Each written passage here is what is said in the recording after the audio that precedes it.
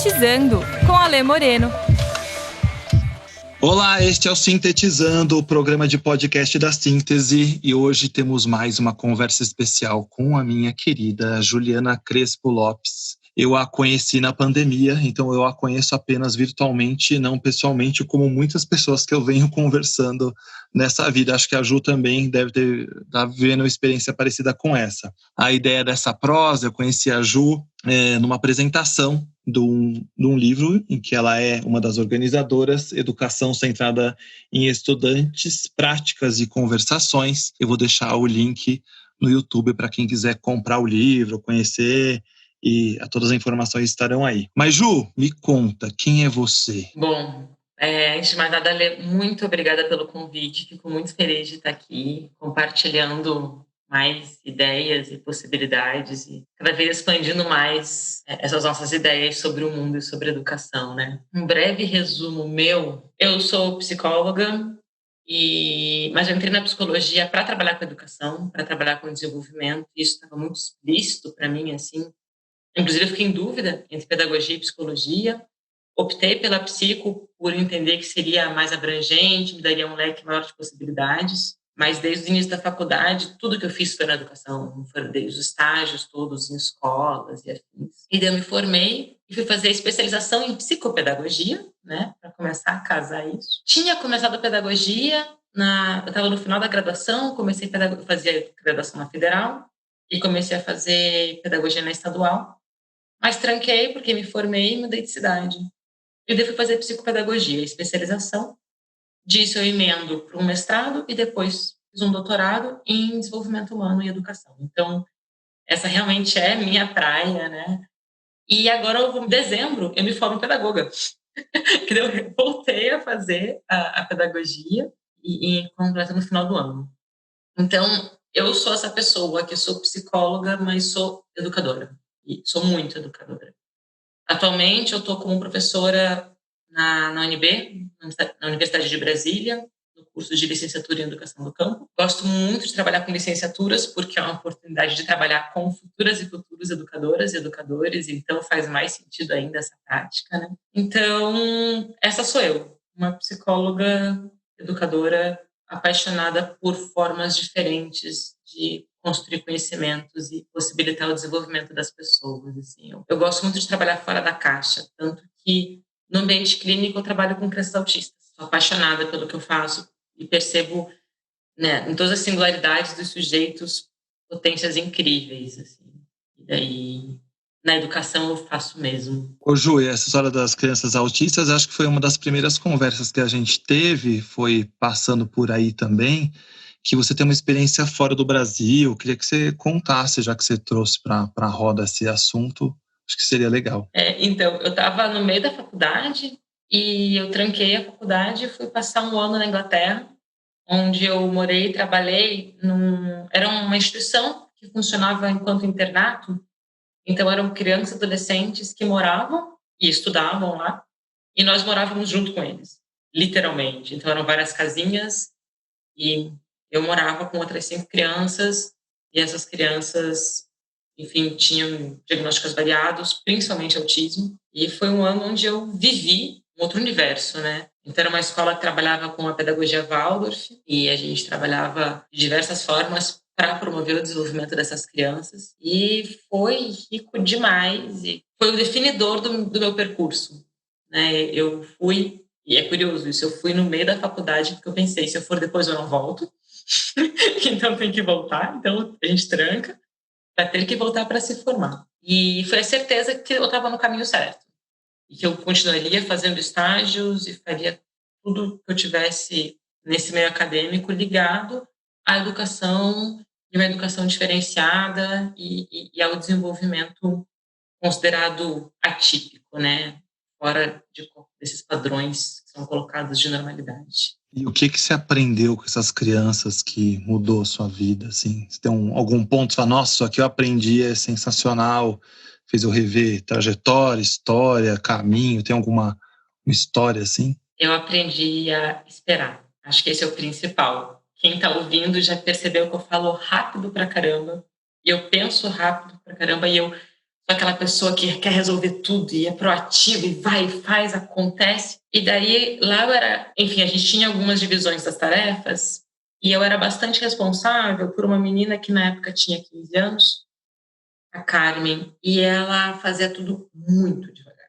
E quando eu falo muito devagar, sabe quando a gente coloca um vídeo em câmera lenta e a pessoa fala... Sim, essa era a Carmen. Então ela caminhava, você via o movimento da perna dela caminhando e chegar para encostar no solo de novo. E entender que aquilo era ok. Eu, na época, tinha quantos anos? 20. Entender que aquilo era ok. Entender que tudo bem esperar. Entender que o tempo da pessoa é o tempo da pessoa. Foi difícil, mas foi tão valioso. E daí era isso. E daí eu parei de apressá-la. Antes eu andava segurando na mão dela e tentando puxar, sabe? Ver se no tranco ia. E daí eu descobri que ela gostava de música. E daí eu comecei a caminhar, eu caminhava daí de costas para ela, isso da casa até a escola, que devia ser 200 metros. E daí esse percurso demorava muitos minutos para fazer. E daí eu comecei a caminhar andando de costas, andando de frente para ela, né, de costas para o caminho. E ou eu ia tocando um pandeiro, ou eu ia tocando flauta, eu ia cantarolando. E quando eu fazia isso, ela se empolgava. E dela dava um pouco mais rápido. E era isso, assim, a minha preocupação era em motivá-la. Minha preocupação era em respeitar o tempo dela. E se eu pudesse, nesse respeito do tempo dela, promover um momento legal e com isso ela ir comigo, melhor ainda. E acho que essa é uma aprendizagem gigantesca, sabe? A gente sempre fala, não, respeite o tempo dos outros. Mas a gente só fala, né? Porque está agoniado, porque você quer acabar logo. E todo mundo, o que acontecia? A gente levava a criança para a escola e tinha um intervalinho de, sei lá, meia hora de descanso ali, né? E meu intervalo era reduzido, obviamente. Mas daí quando eu parei de ficar agoniada com aquilo, e eu comecei a curtir, cada ida para a escola era uma diversão, sabe? E eu estava ali junto com ela e ela estava se divertindo. E a gente criou o nosso tempo. Psicologia e educação sem criar o nosso tempo não existe, né? Eu fico pensando que isso também conversa com o mundo que eu nasci, que é o mundo da agronomia, né? E tem a ver com o respeito do tempo, do ritmo. Hoje mesmo eu conversava com um amigo sobre quando eu planto uma semente no solo, tem o tempo da semente germinar, crescer e se transformar no que ela veio a ser, né? Não é o meu tempo. Se eu estou com pressa de comer um alface, não adianta eu puxar a semente na máquina, que não vai rolar. Plantei hoje, eu quero comer hoje. Não. Exato. Então, essa observação também dos ciclos da natureza é um baita de uma experiência sobre respeitar o tempo das coisas e o tempo certo das coisas, né? Nas empresas se fala muito de temos que ser veloz, mas às vezes a gente confunde velocidade com pressa. E aí vira apressado e estraga um monte de coisa. Inclusive a relação, por exemplo, que você traz aí com essa menina, poderia ser uma relação apressada e aí a relação ser afetada, né? Mas como a gente vai encontrando um ritmo que é adequado para os dois nessa história, porque aí se dá relação, né? Se não ficar um lado. Acho que essa é a boniteza dessa história toda. Foi aí que a abordagem centrada na pessoa chegou na sua vida? Como é que foi a caminhada da ACP nesse momento? Como elas se encontram? Não, na verdade, o que acontece? Eu era CPista e não sabia. Essa é a grande... Um dia eu descobri o que era CP, olha o que eu faço! Foi um encontro, de fato. No meu primeiro ano de faculdade, caiu na minha mão o Gibbs, Em Busca de Si Mesmo, que é um livro da Virginia Exline, que é um livro fantástico, que eu recomendo demais. Não sei se você conhece. Recomendo. Como chama? Fala de novo. Gibbs, D-I-B-S. Gibbs é o nome do menino. Em Busca de Si Mesmo. Eu vou colocar na descrição também. Tá. A Virginia Exline, ela é uma psicóloga CPista e, enfim, acho que ela foi uma das criadoras, na verdade, da ludoterapia centrada em crianças. E esse livro é um relato das sessões. E é altamente didático, assim, para estudantes de pedagogia, de psicologia, faz todo o sentido do universo. Mas também é um livro meio literário, sabe? É um livro gostoso de ler na narrativa. E esse livro caiu na minha mão no meu primeiro ano de faculdade, porque eu estava trabalhando com uma criança autista, mas eu não sabia que aquilo era ACP. Eu li o livro, achei legal, e fui tentando, aos pouquinhos, colocar um pouco daquilo em prática, né? Mas eu esqueci disso. Isso, imagina, foi em 2004. Daí fui galgando a vida, fui fazendo as coisas e aprendendo, fazendo muitas vezes, e observando, e aulas, e conversas e tudo mais. Mas na minha faculdade não tinha CP. Eu estudei na Federal de Santa Catarina e na época era basicamente cognitivo-comportamental, psicanálise e um pouquinho de Gestalt. Bem pouquinho de Gestalt. Assim, o que a gente tinha do humanismo estava ali. Então eu tive uma aula, literalmente, uma aula. E falou, então, teve um cara chamado Rogers. Ele pensava nas pessoas assim. E eu nem lembro o que esse professor falou, na verdade. E, enfim, e fui trabalhando, né? E fui fazendo minhas coisas. E já morando em Brasília, eu conheci pessoas da CP aqui de Brasília e comecei a ir nas intervisões que eram feitas. Daí uma vez eu narrei, não, eu tô batendo numa criança, eu fiz isso e tal. E daí a pessoa falou assim, não, realmente, isso é bastante acepista, porque tal. Eu, olha. E eu fui descobrindo, porque de fato, uma coisa que eu fiz desde o início da minha prática, e daí acho que a Inglaterra colaborou muito para isso, foi sempre que eu trabalhava com qualquer criança, mas vamos pensar especificamente no autismo, eu não queria um protocolo, não queria seguir um protocolo, não queria adestrar ninguém, eu não queria, né? E o mais comum para o autismo é o ABA, né? Que é a abordagem behaviorista pensada para autismo. E eu não queria aquilo. Eu queria que fosse significativo, eu queria que fizesse sentido para mim e para a criança, né? Então eu comecei a ir criando coisas e fazendo coisas que eram dessa postura de partir do interesse da criança, de trabalhar junto. Então, eu acho que as coisas foram agregando e já em 2012 eu descobri que o que eu fazia era CP. E daí eu fui aproximando dessas pessoas da CP e fui entendendo melhor o que era isso, né? E eu acho muito legal esse processo, porque, inclusive por ser um processo que ele não acaba, né? Já que não é uma coisa, eu fiz um curso, eu aprendi os procedimentos e eu vou ficar executando esses procedimentos para toda a vida. É entender que é um modo de ser, que é uma postura, que são práticas que são envolvidas ali e que a gente vai estar sempre recriando e repensando, né? E daí que vem a questão do livro, assim, né? Que educação centrada em estudantes é uma coisa que pouca gente fala além do Rogers mesmo. Quer dizer, pouca gente fala na CP, né? Falam para além. Então, é essa necessidade de recriar. Vamos partir disso para ir além, vamos continuar produzindo e pensando e possibilitando, né?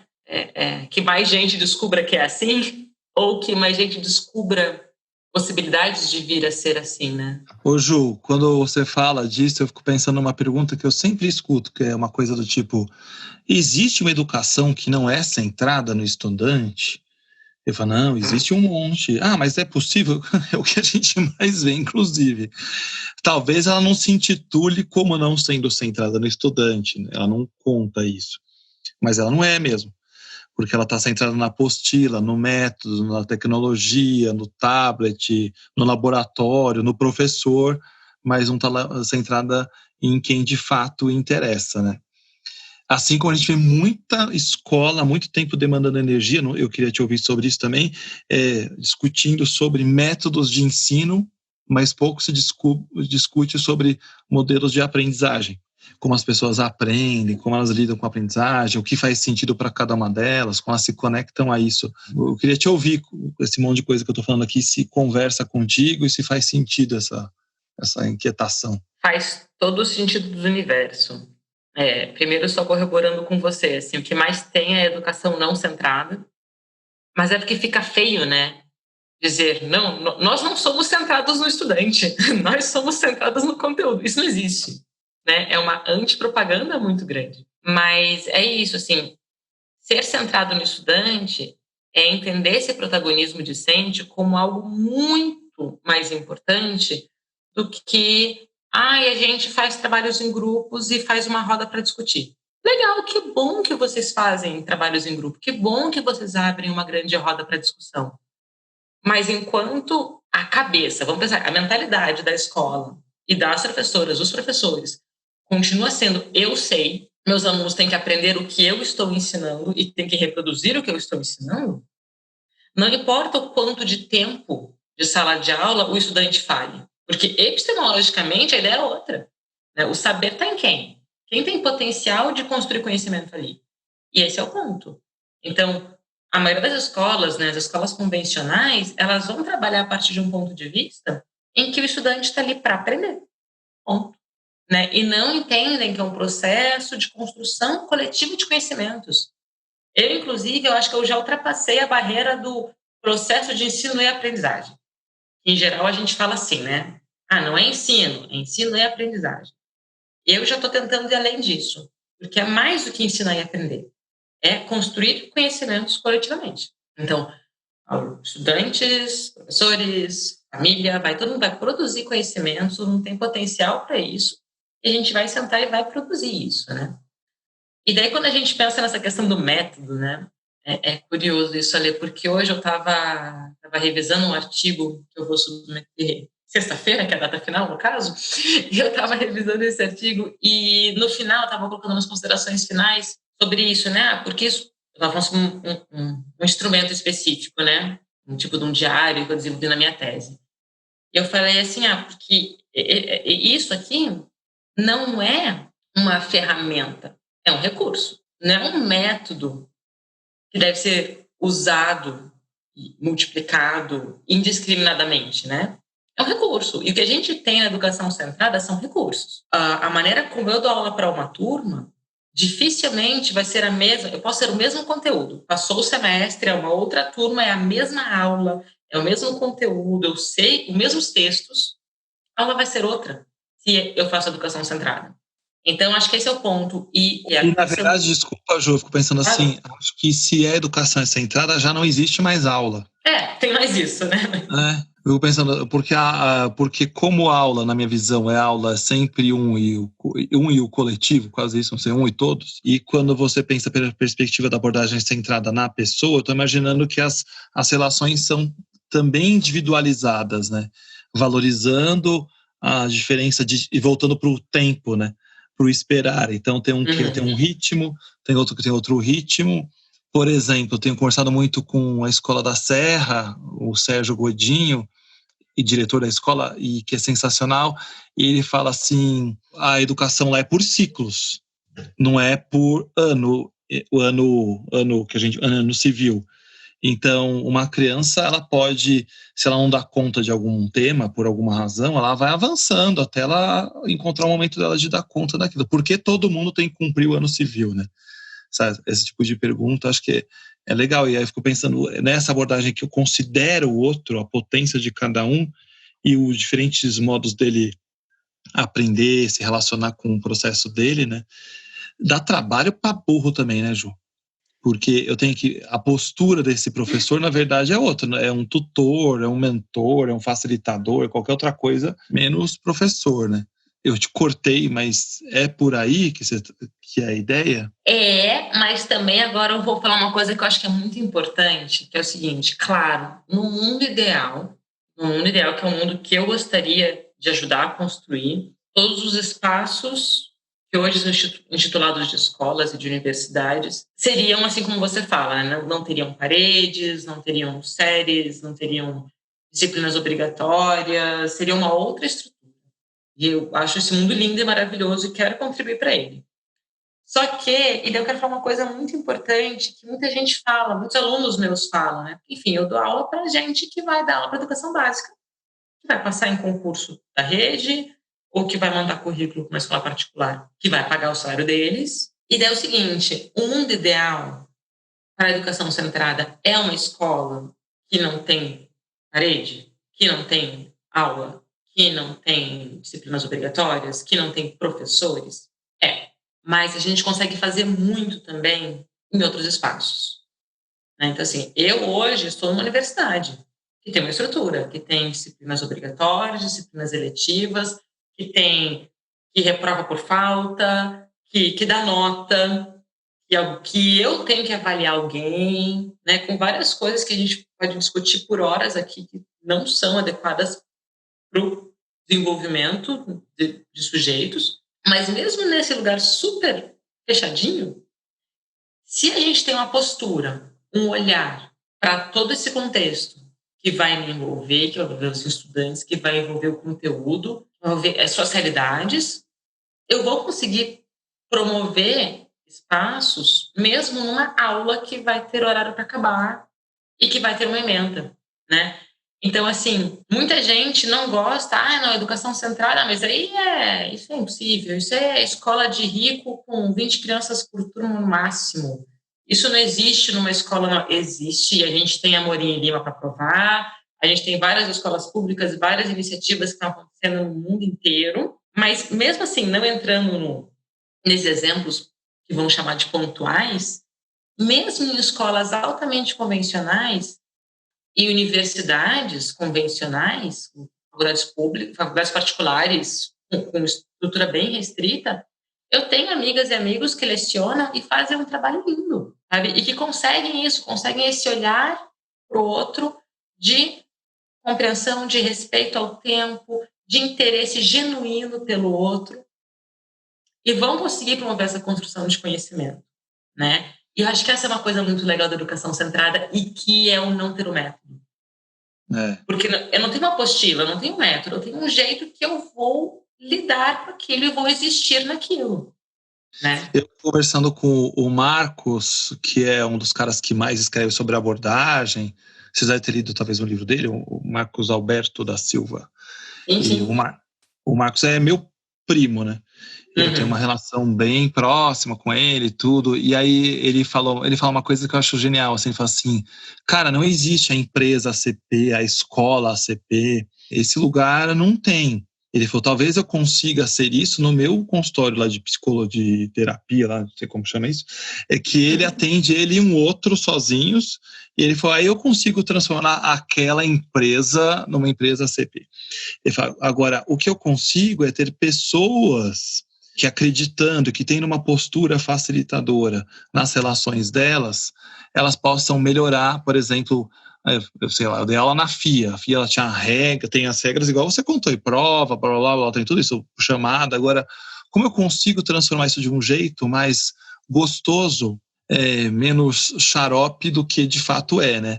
E aí isso tá no meu jeito de facilitar, que eu tô entendendo é isso, né, Ju? Então tá na minha mão conseguir, com o meu jeito de ser, transformar, mesmo no ambiente todo estruturado, cheio de coisas, e não que a CP não seja estruturada, porque também porque ela tem, né? Isso não é Uma zona. Uma zona, sai dando tapa em todo mundo, porque também tem essa confusão, né? Que acho que é até bom falar, porque fala, então a CP, tipo, a gente se abraça, faz o que bem entende. Tá longe disso, né? Tá bem longe disso, inclusive porque ela tem a ver com postura, né? Tô aqui falando, mas eu acho que passa por... Eu também queria te ouvir sobre essa história do tudo solto, que eu sempre escuto. Mas faz sentido essa questão de muito mais eu do que, de fato, esperar que a estrutura seja do jeito inteiro, porque aí vai ser um esforço... enquanto a estrutura não for assim, eu não sou, né? Não. É bem isso. E daí também, ao mesmo tempo, isso é muito importante, não vai ser culpa sua se você não conseguir fazer tudo o que gostaria. E também, às vezes, depende só de você? Não. Depende de uma estrutura de saber e poder instaurada ali, que vai te exigir, vai te demandar, vai te sugar, vai te cercear. Então, assim, por isso que eu falo, o mundo ideal é um mundo com espaços como a gente acredita. Mas mesmo nesse nosso mundo atual, que nem sempre é exatamente acolhedor, e muitas vezes é o contrário disso no sistema educacional, e não só com estudantes, mas com docentes também, alguma coisa é possível fazer. Eu brinco que é uma parede, aquelas paredes de tijolo com cimento, e a gente vai quebrando um pouquinho ela. A gente vai provocar fissuras, né? E a gente vai provocar fissuras, e a gente vai poder pensar nisso tanto na pós-modernidade quanto no decolonialismo, mas a ideia a gente vai tentar ir aos pouquinhos. Eu não vou conseguir chegar com um trator e quebrar a parede toda, porque, enfim, não sou dona e recebo um salário. Mas o que eu posso provocar de rachadura nisso? O que eu posso dar vazão para os meus estudantes naquele espaço? O que eu posso viver ali de pensar outras regras, outras práticas a partir das regras, na verdade, né? E acho que essa é uma coisa muito legal que eu lembrei agora, no livro, tem um capítulo que eu falo sobre uma conversa minha de um dia inteiro que eu passei com o Irmão Justo, né? O Irmão Justo é uma pessoa bastante importante para a CP brasileira, contribuiu muito para a educação e para como a gente vê toda a CP, na verdade, mas ele fez muita educação centrada em estudantes, né? Ele foi professor da PUC do Rio Grande do Sul. E eu perguntei para ele, né, o que você faria se você tivesse numa instituição que te obrigasse a fazer provas, né, e a fazer chamada e tal. E ele olhou para mim e disse, eu roubaria um pouquinho, né? Tipo, eu daria um jeito. E riu, mas é um pouco isso, sabe? Eu preciso fazer uma prova que é, por exemplo, a universidade exige que eu faça uma prova, ou o colégio, uma prova de múltipla escolha. Tem que ter 5 questões de múltipla escolha na minha prova, porque é assim que funciona o nosso sistema e etc. Tudo bem, mas eu preciso fazer uma pegadinha nessa prova? Eu preciso duvidar que meu aluno sabe? Ou eu posso usar essas 5 questões de múltipla escolha como uma oportunidade de organizar melhor o pensamento desse meu estudante sobre o assunto? Então, acho que é um pouco isso, assim, acho que a gente consegue pensar, todo mundo consegue fazer um pouco a partir das posturas, mas também entender que existem limitações e tudo bem não dar conta de tudo, porque senão parece que eu vou ter que fazer revolução por dentro. Vai ser ótimo se a gente conseguir fazer revolução por dentro, mas tudo bem se não der, porque alguma coisa está sendo feita e certamente vai reverberar nos estudantes, vai mudar a maneira como os estudantes pensam sobre a educação, praticam a educação. E tem outro ponto sobre a ACP, né? Na verdade, são várias ACPs. Até eu falei do Irmão Justo, né, que é acho que a pessoa mais antiga da ACP que a gente tem no Brasil, um dos responsáveis por trazer a ACP para o Brasil. E a gente tem esses recortes literalmente etários e geracionais, onde, em alguns momentos, há uma necessidade maior de embasamento, né? Inclusive, o Irmão Justo publicou vários livros, artigos, etc. E muito nesse sentido de a gente precisa provar que isso aqui existe, isso aqui é bom. E o Rogers fez esse movimento, né? O Rogers, se você pegar, ele tem uns capítulos, umas produções escritas dele, uma psicometria avançada, com, sabe, tabelas e porcentagens, estudos complexos, quantitativos, para provar que a CP fazia sentido, né? Para provar que empatia faz diferença. Ele conseguiu provar. Por 1 mais 1, ele conseguiu provar que fazia diferença a empatia. Então, a gente tem esses momentos que são recortes geracionais, onde, por uma necessidade de mostrar que a CP existe e é ciência nesse sentido, né, de é um campo de conhecimento e é psicologia e pode ser usada e acreditem nela, então essas pessoas vão produzir muito, escrever muito e publicar muito e difundir muito isso. E daí a gente tem esses momentos seguintes, que vão ser sempre momentos de tá tudo ótimo. E já que tá tudo ótimo, a gente relaxa. Então tem gente que abraça? Bom, não, mentira. Todo mundo da CP abraça. Se a pessoa diz que é CPista e não abraça, ela faltou uma aula muito importante nossa. Mas assim, não existe uma única postura na CP, né? Mas a gente vai ter pessoas que vão ser muito mais. Não, deixa acontecer, deixa viver, é o momento, não precisa publicar, porque a publicação é uma estrutura rígida, e o nosso aqui é o momento. Tem essas pessoas, elas existem de fato, e não tenho nada contra elas, acho que elas são fundamentais, inclusive, para a gente ficar nessa dialética, né? Ficar nesse movimento de contrapontos e de ir sempre crescendo. E o que eu vejo é que, atualmente, assim, nos últimos, eu vou dizer, 10 anos, talvez menos até, a gente está num movimento altamente crescente nos últimos 4 anos, isso com certeza, de, talvez pela primeira vez na nossa geração, com certeza, muitos ACPistas como docentes universitários e como pesquisadores, né? Que isso por muito tempo não houve, né? Tanto que é difícil achar artigo científico sobre a ACP antes de 2010. É muito difícil. Tem os do Irmão Justo, mas assim, não era comum, né? Tanto que a gente, quando vai publicar, na parte clínica, publica em revista da Gestalt, que é uma outra linha, bastante próxima da CP, mas é uma outra linha.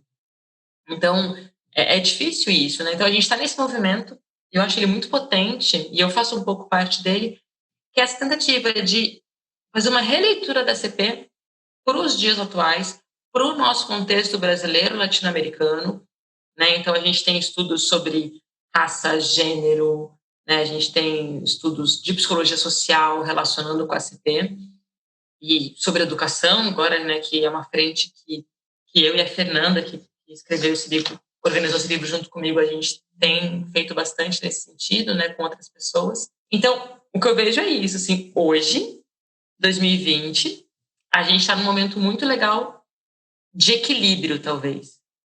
Então, a gente abraça e a gente faz nossos encontros sem qualquer planejamento e cronograma prévio. A gente sabe que vão ser 4 dias de encontro e a gente senta, todo mundo, naquele grupão lindo e maravilhoso e decide como que as coisas vão acontecer e constrói isso de uma maneira bastante horizontal. Mas a gente tem esse entendimento que a gente precisa, sim, sistematizar o nosso conhecimento. E sistematizar o nosso conhecimento não significa padronizar. E não significa engessar. O perfil ACPista é bastante variado, mas a gente está num momento muito legal, assim. E desculpa, para quem não conhece isso, que está ouvindo aqui pela primeira vez, a CP é a abordagem centrada na pessoa, é uma abordagem da psicologia, é o que a gente chama meio que de terceira via da psicologia. Então, a gente tem, de um lado, a psicanálise, do outro, cognitivo-comportamental, né, que todo mundo conhece mais. E nesse caminho do meio, a gente vai ter a Gestalt, vai ter o psicodrama, vai ter a ACP, vai ter a sistêmica, enfim, vai ter outras abordagens que vão trabalhar com um outro olhar sobre o humano, né? E daí, mais especificamente, a gente tem as humanistas, que a ACP está incluída. Então, eu faço parte dessa galera da CP que tem tentado fomentar novos saberes. Então, a gente lê Rogers e produz por conta própria, né? E tá dando uma nova voz e uma nova visão mais atual. E nossa, né, Ale? Porque uma coisa que eu vejo é isso, assim, eu escrevi isso na minha tese. É difícil defender um homem branco, hétero, cis, estadunidense, né? Porque o Rogers era isso. Então, assim, como que a gente vai dizer que o que ele falou é bom pra gente hoje? A gente hoje, nesse nosso mundo, nesse nosso contexto. E eu acho que essa é uma tarefa muito legal. E daí criou uma coisa sensacional sobre a ACP, que não é rígida. E essa não rigidez, que é o que faz a gente se abraçar e ter nossos tempos e nossas liberdades de construção coletiva, é o que permite que a gente esteja sempre nos atualizando. E não deixa de ser a ACP. Ô, Ju, eu tô pensando em 2 coisas aí te ouvindo, várias na verdade, mas uma delas é que um pouco lá atrás você falou sobre os que abraçam, os que não abraçam, né? Acho que tem relação com o próprio jeito de ser, então cada um é aquilo que é e aquilo que banca ser, né? Senão vou ter que fazer, então se a CP tem que abraçar, vou fazer um esforço que vai contra a minha natureza e o contrário é verdadeiro. Então aquilo que eu banco, aquilo que eu dou conta em fazer.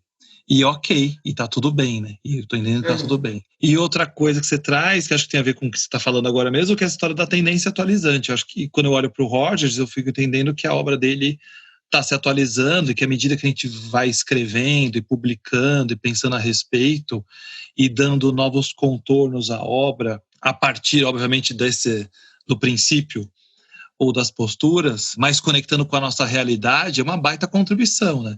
E acho que essa é a grande vantagem da abordagem, não sei se é uma vantagem, é uma grande diferença, assim, da abordagem com relação às outras, porque ela continua em movimento. Eu não vou vantagem. É uma vantagem. Eu não vou reescrever a obra do Freud. Bom, deixa eu falar, minha psicanálise, na verdade, mudou aqui um pouco. Não porque a psicanálise já é freudiana, lacaniana, junguiana, não importa os nomes que vão surgindo por aí, mas já estão até centradas no próprio nome do autor, né? E o Rogers, acho que tem essa beleza que não é centrada no nome dele, o que dá a nós a possibilidade de ir atualizando a obra que tem como precursor ele, mas não como finalizador ele. Acho que é por aí, né? Acho que pelo menos quando eu escuto você, me vem isso à cabeça. Agora, escrever também eu fico pensando que pela própria abordagem, cada um vai se encontrar naquilo, eu gosto de escrever e transformar num artigo e tentar justificar o que ela é, e outros talvez não. É por aí. Lógico. E é um equilíbrio. Qual foi a sua principal motivação para escrever o livro ou organizar essa obra com 29 autores? Porque também isso deve dar um trabalho do caramba, né? Deu um trabalho, deu. Ainda mais porque eu tive que traduzir 3 capítulos, então deu mais trabalho ainda. O que aconteceu, Ale? Enfim, eu entrei no doutorado para pesquisar sobre educação centrada em estudantes e enfim, basicamente na ACP só havia referências do Rogers, né? E daí eu comecei a pesquisar e vi que no mundo inteiro falavam sobre student-centered learning, student-centered education, enfim, coisas do gênero ligados a algo centrado em estudantes, né? Então, ou ensino, ou educação, ou mesmo aprendizagem. E daí eu descobri que na Europa eles têm, bem resumidamente, é como se tivesse uma União Europeia das universidades. Então, eles têm lá um acordo comum que facilita a mobilidade do estudante para uma universidade para outra, faz os créditos, é tudo a mesma coisa. E essa união, essa EREA, que é o nome lá, eles orientam, sugerem que as instituições sejam centradas em estudantes. Então, existe não é uma normativa, mas é uma sugestão. E deu, olha, gente, que coisa incrível. Só que ninguém fala de Rogers, ninguém fala de ACP. Né? A produção toda ela é bastante recente e é por prática, é empírica. Então, a gente fez essa pesquisa, centrou nos estudantes, deu nisso. Daí a gente fez outra pesquisa baseada na pesquisa anterior e assim vai. Enfim, né? Comecei a pesquisar sobre tudo isso, né, para tese, e ler muitos artigos de vários países diferentes e cheguei na Finlândia, porque, enfim, né, a gente sabe o quanto que a Finlândia o sistema educacional finlandês tem sido reconhecido como o melhor do mundo, etc. E daí eu descobri que na Universidade de Helsinki, na faculdade de educação deles, eles tinham um curso para que professores universitários aprendessem a ser bons professores a partir de uma educação centrada em estudantes. E deu, gente, olha que coisa incrível, né? E, enfim, fui lá, mandei e-mail para a professora, oi, tudo bem, quer ser minha amiga? E ela me respondeu, eu fiquei surpresa. Inclusive, porque eu mandei para 3 autoras, né, de artigos que eu tinha lido, e uma, que é a Sari Lindblom, ela era vice-reitora da universidade na época. Ela me respondeu, oi, Juliana, tudo bem? Então, agora eu estou como vice-reitora, não estou mais na faculdade de educação, não posso te ajudar, mas a fulana de tal vai poder, e a Anne também. E, enfim, super receptiva, todas elas foram. E acabou que eu fui para lá em setembro de 2018, fui fazer uma visita técnica e fiz uma relação bastante boa com a Anne Neve, que é uma professora de lá, que é responsável por esse curso para professores e doutorandos. E, enfim, fui lá, eu observei as aulas, entrevistei professores, alunos, observei essas aulas em finlandês, foi divertidíssimo. De tudo isso, com essas conversas e reuniões que eu fui fazendo lá, e a Fernanda foi comigo. A professora Fernanda, que é a professora da UF, foi comigo nessa viagem, eu convidei para ir, eu contei para ela sobre a viagem, ela ficou empolgadíssima, convidei ela para ir, foi maravilhoso. E a gente lá decidiu que a gente tinha que fazer um livro. Que a gente tinha que juntar o que os finlandeses estavam falando e a gente tinha que descobrir o que o Brasil estava produzindo sobre isso. A gente tinha que fomentar isso aqui, né? Porque como assim eles estão falando sobre isso sem ninguém falar que é Rogers, sem ninguém falar que é ACP?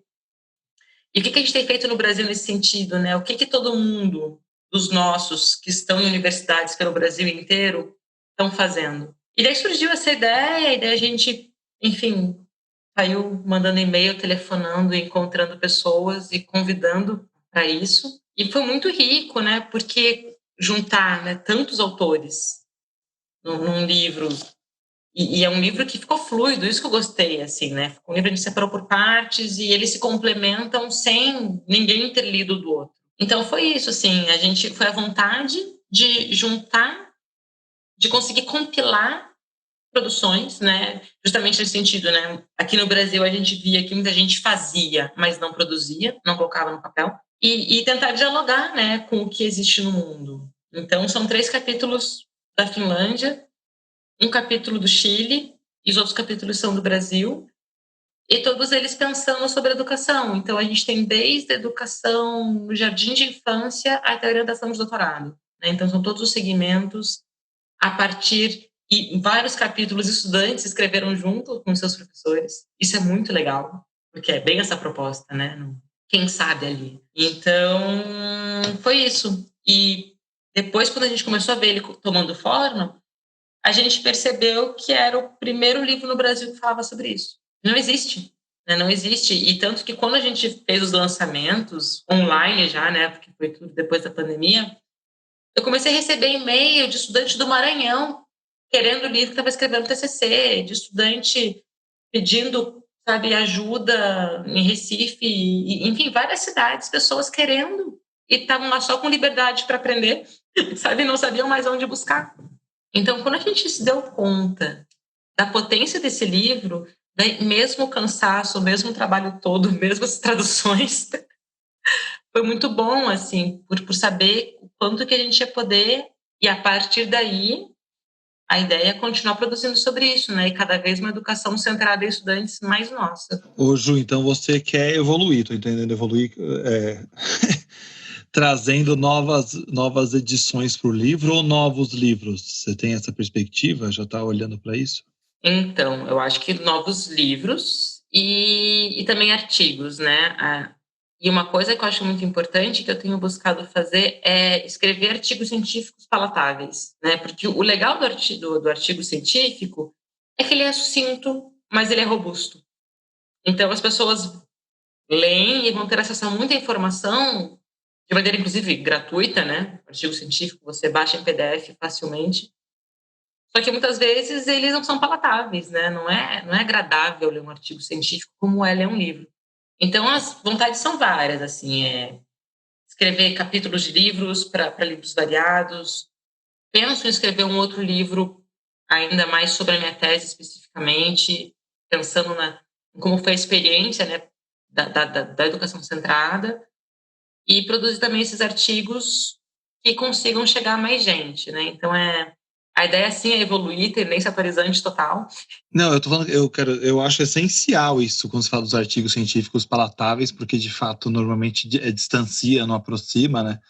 E pensando pela ACP, como a gente tem uma linguagem que fale com todo mundo, né? Ou com mais pessoas possível, para que todo mundo se conecte ou possa pelo menos se encontrar dentro da obra. E aí tem uma questão que a gente falava anteriormente, que está no seu livro também aqui, que fala sobre o afeto. E eu não queria deixar de falar sobre isso antes da gente começar a aterrissar o nosso avião aqui. Eu acho que tem a ver com a sua própria história, né? Voltando lá atrás na Inglaterra, a questão do autismo, o tempo, tudo que você traz. Qual a sua conexão com isso tudo? E quais as questões do afeto no processo de aprendizagem, na sua visão e na visão que também está descrita aqui no livro? O afeto é essencial, né? E isso a gente já tem na psicologia, na educação, muita gente falando há muito tempo, né? A gente tem o Vallon, né? Sempre já fala sobre afetividade na educação, a gente vai pensar no Henri Vallon. Mas eu acho que a CP, ela traz um elemento da afetividade diferenciado, só um outro viés, né? Que eu acho muito rico. Que é entender a importância e a potência dessas relações em todos os momentos, para tudo, né? Então, assim, quando tem um capítulo desse livro que é sobre as relações de afeto nas orientações de mestrado, de doutorado, né?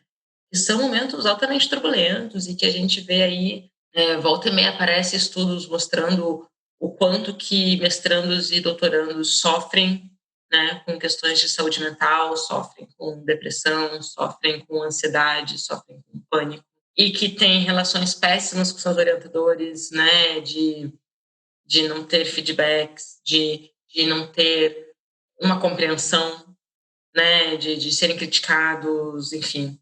Então, quando a gente vê lá, vamos lá, desde o início, essa é a minha primeira experiência, né, lá com autismo em 2004, a criança com quem eu trabalhava, ele ficava muito bravo às vezes comigo. Eu não sabia o que fazer com ele porque eu era, enfim, uma estagiária de primeiro ano de psicologia.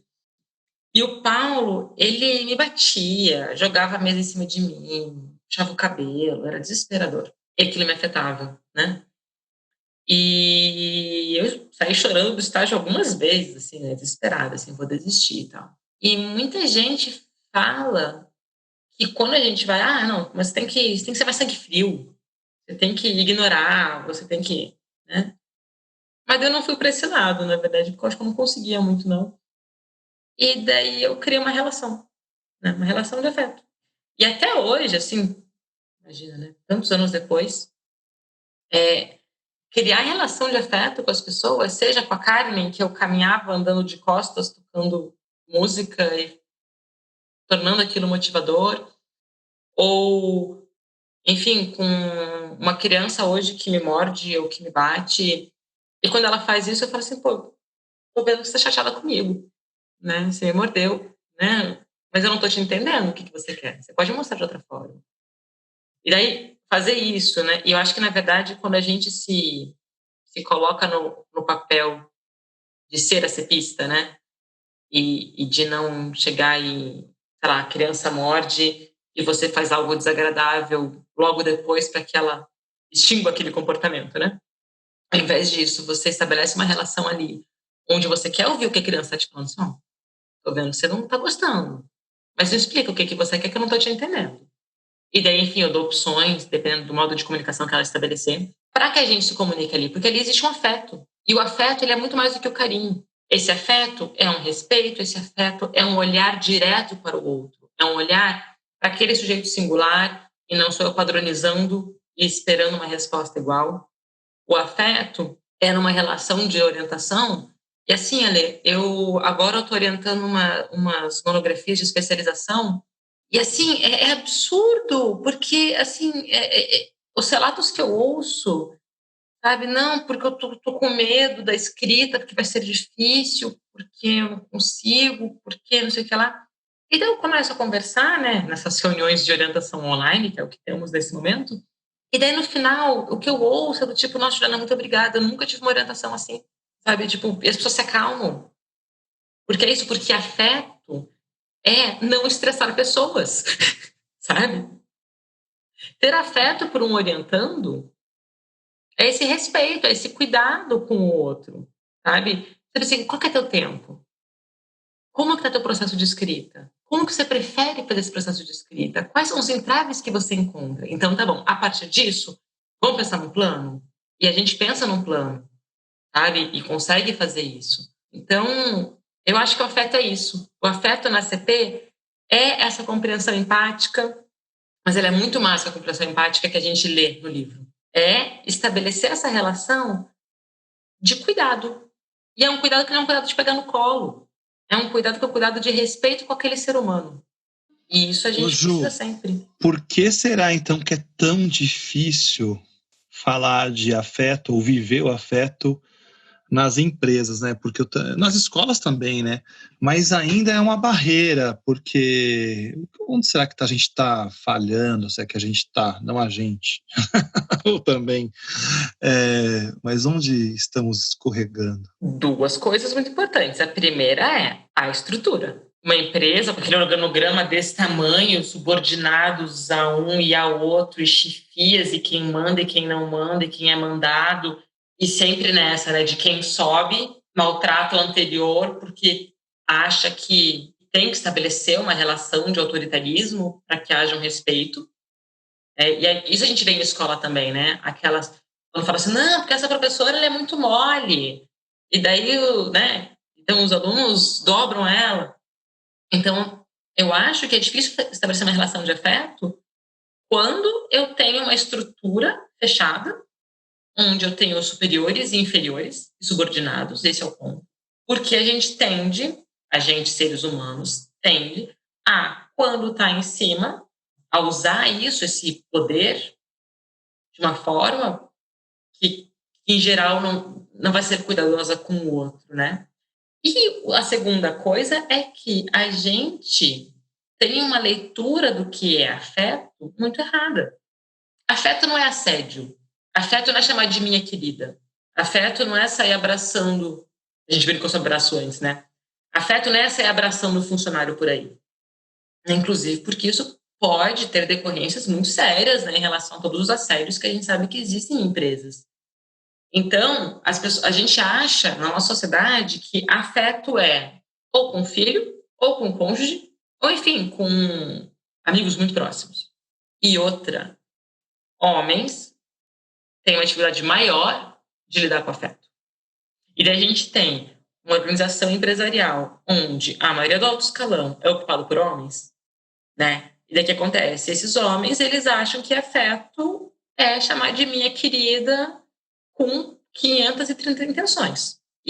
Ou não vai fazer isso para evitar, né? Então, a gente precisa reler afeto. E a gente precisa ter mais mulheres em diferentes cargos das instituições, todas empresariais ou não, para a gente rever o que são essas relações de afeto, né? Ô Ju, eu fico te ouvindo, minha querida, só para brincar. Mas é diferente. Não, eu sei, Esse minha querida pode. Eu fico te ouvindo, eu fico pensando aqui que o afeto é construção de um espaço seguro. Isso, assim, me sinto seguro aqui, porque eu posso ser eu mesmo, eu posso me posicionar sem ser julgado. Eu fico ouvindo, eu fico tendo essa sensação aqui, né? É por aí, tô entendendo. Adorei tua definição. Só para fechar, porque a gente fala pra caramba, né? Tem uma minissérie, que é meio que um documentário, tá na Netflix. Eu recomendo demais para quem tem interesse sobre autismo, que chama Love on the Spectrum. Eu acho que é Amor no Espectro, a tradução. E é lindo, que é sobre, enfim, são pessoas autistas na Austrália buscando amor ou encontrando amor. Essa série é maravilhosa, recomendo. E daí eu tava buscando sobre isso, joguei no Google e apareceu um vídeo no YouTube deles hoje, no meio da pandemia, mandando vídeos contando como eles estão. E daí perguntaram, né, para eles assim, o que é amor. E daí alguns falaram, amor é complicado, não sei o quê. Ele teve uma que tá casada com outro autista. E ela falou o seguinte, amor, eu me senti segura com ele. E daí quando você fala isso, casou perfeitamente. Porque eu amei a descrição que ela deu de amor. Sabe? Isso é amor, isso é afeto, né? Esse afeto é esse respeito, esse cuidado com o outro e que o outro sente esse cuidado. E daí quando eu sou funcionário de uma empresa e eu sinto esse cuidado genuíno, e é isso, não adianta, sei lá, colocar balões e dar parabéns no funcionário do mês e fazer isso por um protocolo, né? Mas quando eu sinto que genuinamente eu sou cuidado, eu sou respeitado, eu sou visto, eu me sinto acolhido, eu me sinto seguro. E é isso. E amor é sentir-se segura com o outro. E afeto é estabelecer essa sensação de segurança. E é um processo dentro das empresas, dentro das escolas, dentro desses lugares todos, de construir esses espaços seguros de afeto, ou de afeto que sejam seguros, para que a gente aprenda também, né? E não lide com os rótulos, né? Porque eu estou lidando com a pessoa. Você fala do autista, assim, quem é essa pessoa? Quem é a Carmen? Você falou o nome da Carmen. Uhum. É a Carmen que me interessa, assim, o diagnóstico que ela traz, porque a empresa ama os testes comportamentais e coloca todo mundo nas caixas. Bom, então este é o, sei lá o que, esse é o alto, é que eu não guardo os nomes. As personalidades todas definidas. Os temperamentos, né? Fala assim, tá, mas e quem é João, né? Posso conversar com o João? É isso. E as pessoas às vezes estranham, mas você quer conversar com ele por quê? Porque eu quero conhecer o João. Uma coisa é eu ler o teste dele, outra coisa é eu ver o João, né? Porque o teste pouco me importa, mas as empresas amam isso, amam de paixão. E eu sempre fico pensando que o Marcos traz a história assim, se a empresa quer que você use o teste, tudo bem, usa, mas se eu for dar a devolutiva desse teste, eu posso dar a devolutiva de um jeito ACP, acolhendo, e deixando claro que aquilo não é, a pessoa não é aquilo, né? Aquilo é um retrato que bateram no momento, né, dele. Outra questão que eu queria te ouvindo, quando você fala de afeto, eu penso muito no Paulo Freire, né?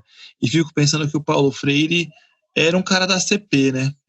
Eu sempre achei isso, e te ouvindo fica mais claro para mim que acho que ele era um cara da CP. Ele não ia muito com a lata do Rogers, pelo Rogers ser americano, branco, blá blá blá, mas eu acho que os dois sempre estão no mesmo lugar, assim, no mesmo quadrante de jeito de ser. Eu vou reformular um pouquinho, Ale. Eu acho que a ACP brasileira é freiriana. Ótimo, eu acho amei. E a gente tem que ler, a gente tem que dormir abraçado com os livros do Paulo Freire, e a gente tem que pensar em toda a praxis freiriana para fazer uma ACP brasileira. O Rogers fala do Paulo Freire no Brasil e fala que o Freire era um cara que falava de algo muito parecido com o que ele pensava, né? É que o Freire não traz os princípios, essas coisas todas, traz um outro jeito de falar sobre sobre educação, mas eu acho educação com prática da liberdade, todas as coisas que o Freire falava estão muito na mesma praia, né? Ô Ju, para começar a encerrar nossa prosa, que é infinita, se deixar, como que as pessoas te encontram, o seu canal do YouTube, que também tem os seus filmes, acho que você poderia contar como a gente acha, e como você sai dessa conversa também, né? Bom, eu saio dessa conversa altamente mobilizada, o que para mim é ótimo, né? Porque às vezes a gente fica naquele lugar de conforto, né? E pensando muito nas mesmas coisas e produzindo as mesmas coisas. E essas interlocuções são sempre fantásticas, então só tenho a agradecer. E agora eu estou aqui pensando em escrever sobre a CP brasileira serferiana, que surgiu agora, assim, enquanto eu falava, e achei muito potente isso. Então eu saí muito mobilizada e muito feliz por essa conversa, foi muito bom mesmo. Para pessoas me acharem, então, gente, eu tenho um canal no YouTube onde eu faço uns vídeos, em geral, curtinhos, tirando dúvidas sobre crianças, desenvolvimento, adolescência, que se chama youtube.com/Juliana Crespo Lopes, meu nome completo, e esse mesmo, Juliana Crespo Lopes, com S o Lopes, tá? Também é meu Instagram, e, enfim, são 2 lugares onde eu tento produzir um pouco da minha área mais psicóloga e tentando ajudar um pouco aí as famílias.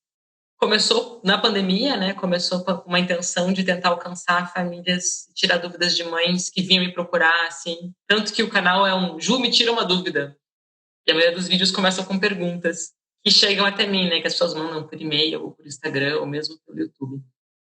Então, são 2 jeitos de me encontrar e me mandem mensagens por direct se quiserem tirar dúvidas, bater um papo. Estou super disponível. E daí tem o livro, e quem quiser comprar o livro, depois eu posso passar para ler o site da editora, para colocar lá direitinho para comprá-lo. Também tem alguns comigo e com a Fernanda, e daí pode entrar em contato comigo pelo Instagram ou pelo YouTube, para a gente ver isso também.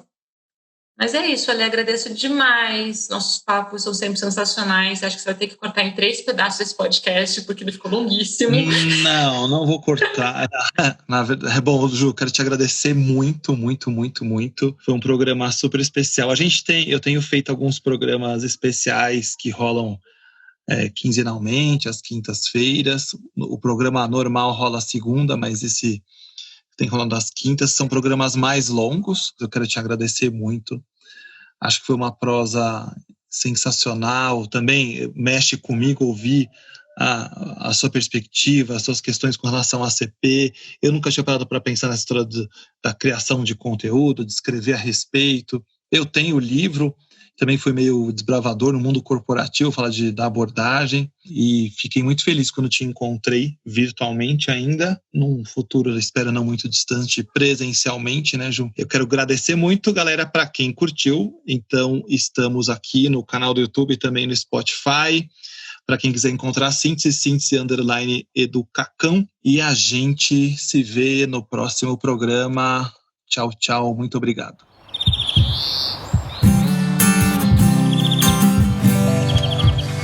Sintetizando com Ale Moreno.